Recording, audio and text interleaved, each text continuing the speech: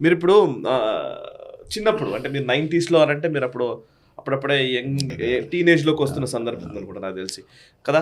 ఆ టైంలోనే కరసేవ తర్వాత ఈ అయోధ్య మన బాబ్రీ కట్టడం కూల్చివేసిన తర్వాత ఆ తర్వాతంతా గూడా ఒక నెగెటివ్‌గా ఒక 10, 15 సంవత్సరాలు విపరీతమైన నెగెటివ్ ప్రచారం జరిగింది.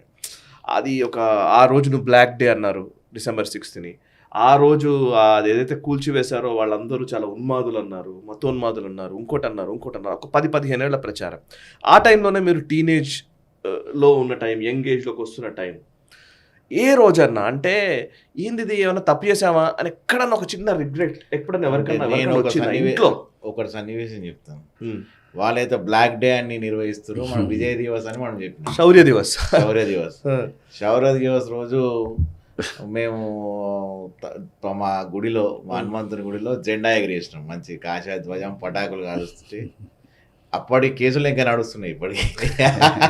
కేసులు నడుస్తున్నాయి ఇంకా. ఇది బ్లాక్ డే అది శౌర్య దివస్ ఇది అని నడుస్తున్నాయి ఇప్పటికి కూడా. అటువంటిది ఏం లేదు, మాకు ఎటువంటి పశ్చాత్తాపం లేదు, గర్వంగా ఫీల్ అవుతున్నాం. ఖచ్చితంగా చేసింది జరిగింది, కరెక్ట్ జరిగింది. ఆ మచ్చ తుడిపేయాలనుకున్నారు, తుడిపేసారు. ఇది భారతదేశానికి ఒక స్వాభిమానం, భారతదేశం ఒక ఆత్మ, దాన్ని తిరిగి ప్రతిష్ఠిస్తున్నారు నరేంద్ర మోడీ గారు. ఆయన యుగ పురుషుడు, అది ఆయనకే సాధ్యమైందని చెప్పి ఆ నరేంద్ర మోడీ గారు కూడా ప్రధానమంత్రిగా ఈ కార్యం చేపట్టడం, వారు ఈ దేశానికి ప్రధాని కావడం భారతదేశం యొక్క అదృష్టం అని కూడా నేను ఫీల్ అవుతాను. అక్కడ నరేంద్ర మోదీ గారు చేస్తున్నారు, ఇక్కడ నరేంద్రుడే కనిపించాడు ఇక్కడ.